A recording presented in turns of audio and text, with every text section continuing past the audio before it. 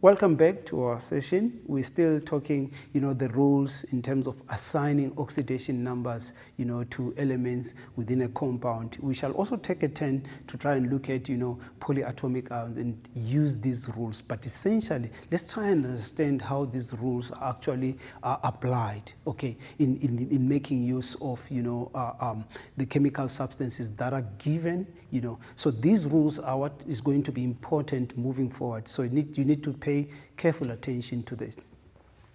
Right, so we're still discussing oxidation numbers. Right, now the focus now is on the rules for assigning oxidation numbers. So the abbreviation ON will be for, from now moving forward, it will stand for oxidation numbers. Okay, take note of that. So the first rule says the oxidation number of an atom of an element is 0. Right, let's break this down. If we've got an atom of an element in its natural state, it means it contains the same number of positive charges and negative charges. So the net charge, which is actually the oxidation number of this atom of an element, which is a pure substance, is equals to 0. Right, that's the first. So if you're given an atom of an element in its natural state, you'd realize that its oxidation number is equals to 0. So that's the first rule in terms of assigning the oxidation numbers. Okay, right. So let's take, for argument's sake, we've got sodium as a pure substance. The unit oxidation number for this atom is 0. So is the total oxidation number. Okay. Say, for argument's sake, also we've got a molecule. This is an atom of an element, right? This is an atom of an element, take note. While on the other end, we've got a molecule of an element, right? Okay, you need to distinguish that, right? So in this molecule of an element, these are two atoms of the same kind, hence we are saying it's an element. Okay, so it exists as a diatomic molecule. So the unit is 0, the unit oxidation number is 0, and the total oxidation number for this molecule of an element is also 0. That's the first rule. Right, let's go to the second one. It says all, emphasis is on all, uppercase, capital letters, all group 1 metals, which are alkali earth metals, have an oxidation number of +1 in combined state. Well, there's a lot of information on this. Okay, now we are saying group 1 metals. That's your sodium, okay? That's your potassium, that's your lithium, okay, as examples. So the groups of elements are actually these vertical columns, okay? So elements within group 1, all of them in their combined state. Combined state, what exactly are we talking about? When they're in compounds, when they have bonded with other elements to form compounds, right? Their oxidation number is +1. Okay, that's what the rule says to us. Okay, we can take, for argument's sake, in this case, sodium. Sodium has a unit oxidation number of +1, okay, the one that's written in red. And also, in this case, the total oxidation number for this sodium atom is also +1, right? Again, in a different, this is another combined state of a group 1 metal, which is sodium. The unit is +1, and then the total is +2. So in other words, what we are saying, we are saying that there are 2 sodium atoms in this combined state. So if we say if the unit is +1 and then there is 2 of them, then the total is +2 in this case. That's how we obtain this +2. But we are saying that the unit oxidation number of any group 1 metal is +1. Okay, that's clear enough. Right, let's go on to the other one.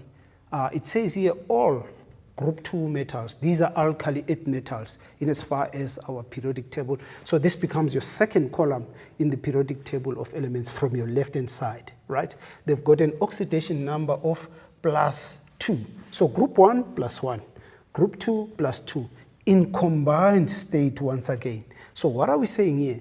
In this combined state, magnesium has a unit oxidation number of +2 because it is a group 2 metal. So there is some, some close correlation between group number for now and the oxidation number. as far as metals are concerned. So group 2 plus 2 unit charge. So in this combined state, magnesium has a total oxidation number of +2. But then what about in magnesium nitride in this combined state or in this compound? The unit is +2. But then in this formula unit, we've got 3 of these +2. Then it gives us a total of +6, which is exactly how we arrive at the total oxidation number. Right, okay, let's move forward.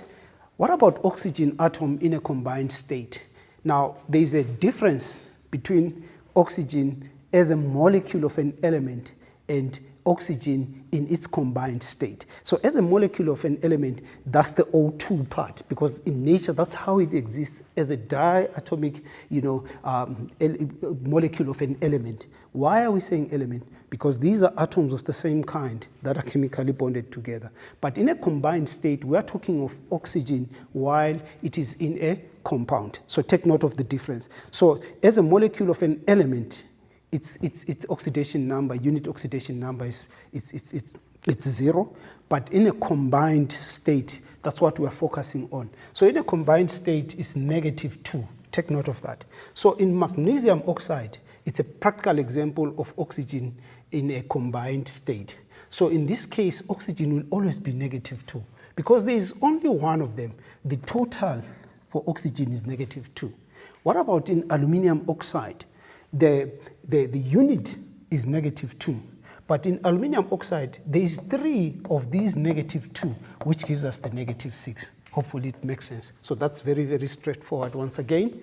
Now, we can also talk about exceptions. There are a lot of exceptions in chemistry. So we are saying in combined state, it is always -2, except in a peroxide. A peroxide, for argument's sake, this is hydrogen peroxide as an example, okay? So this is our hydrogen peroxide. In this peroxide, we are saying it's the only exception. The oxidation number of the unit oxidation number of oxygen is -1. So this is an exception.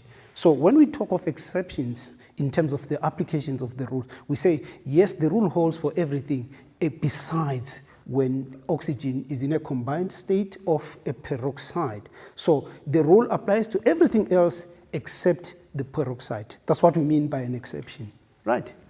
Okay, and then hydrogen atom in the combined state has a +1, right? It's a given. So in this combined state, hydrogen is part of a compound, hydrogen bromide, HBr. So the unit is +1. Now, how many hydrogen atoms are there in this molecule? We are having 1. So the total oxidation number for hydrogen is +1. Okay, what about in a water molecule, right? The unit is +1, but how many atoms of hydrogen do we have per molecule of water? There's 2 of them, while each one of them is +1. So the total oxidation number becomes +2, which is how we get to that, right? Okay, now, there is also an exception here in as far as hydrogen is concerned. So in combined state, hydrogen is always +1, except in a hydride. So a practical example of a hydride is sodium hydride, right? Sodium hydride. Okay, what's up with the exception? What is it that is important? In a hydride, hydrogen will be -1, and it makes sense. Because we are saying that if sodium, which is a group 1 metal, there's no exception, all group 1 are +1, okay? And then the total for this compound is 0. Then it means, if the total is 0, it means here for hydrogen, it has to be -1. So that if we say +1 minus 1, we get the 0 that we're talking about, because this is a pure substance. We said the first rule that a pure substance or a compound, which is an element, will have a total oxidation number of 0. Right, so that's the exception. Okay, now the sum of all oxidation numbers in a neutral molecule or a compound is equals to 0. This is what we mean, that if in this case the unit for hydrogen is +1, okay, but there is how many hydrogen per water molecule? There is 2. Okay, now for the total oxidation number, then the oxygen in this combined state, because it's not a peroxide, it's going to be -2, all right? This must actually give us 0, right? So this is how we get the 0. The +2 minus 2 will give us a 0. So this rule says sum of all oxidation numbers in a molecule or a compound is equal to 0, right? Okay, and then this rule is used to find the oxidation numbers of other elements. In this case, we can try and find the oxidation number of sulfur in this hydrogen sulfide. So we are saying for hydrogen, it's +1, but there's how many of them? It's 2, okay, which gives us a total of +2. Is equals to 0 because this is a compound, right? We are saying the sum of all oxidation numbers in a neutral compound, this is a neutral compound, is equals to 0. So what is the oxidation number of sulfur in this case? For us to get 0, this is going to be what? -2, right?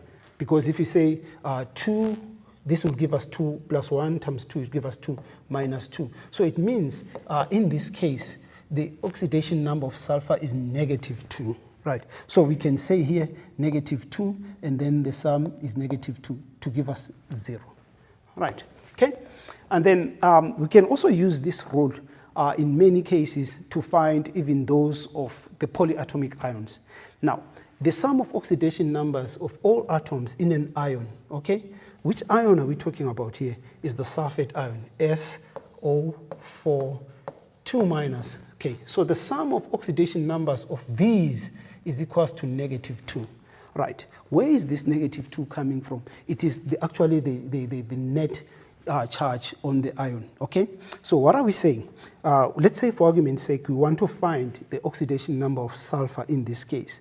We don't know what it is. Then we are saying -2 for oxygen, that's the unit oxidation number of oxygen. But there's 4 of them, okay? This total must give us what? -2, okay? Which is that. And then this is for oxygen, right? What about for sulfur? We don't know for sulfur. So whatever we add to this, it must give us -2, right? So in other words, what is it that from what we subtract 8 to get -2? So if we go, if we go back, we can say, okay, let that of sulfur for argument's sake be X for argument's sake, okay? Then we are saying this is for oxygen, okay? Let me just erase that so that we can lay out our work nicely. Right, so we are saying that this is for sulfur, it's unknown, which is equals to, okay, -2 plus 8. Okay, I've just modeled this into a simple equation. So this for sulfur in this case, it becomes what? +6, okay? So if we say +6 plus -8, we'll get the -2.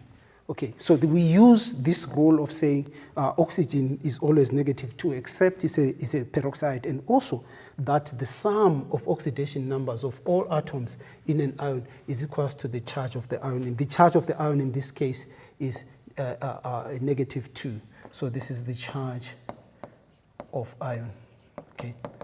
Right, because this is a polyatomic ion, right?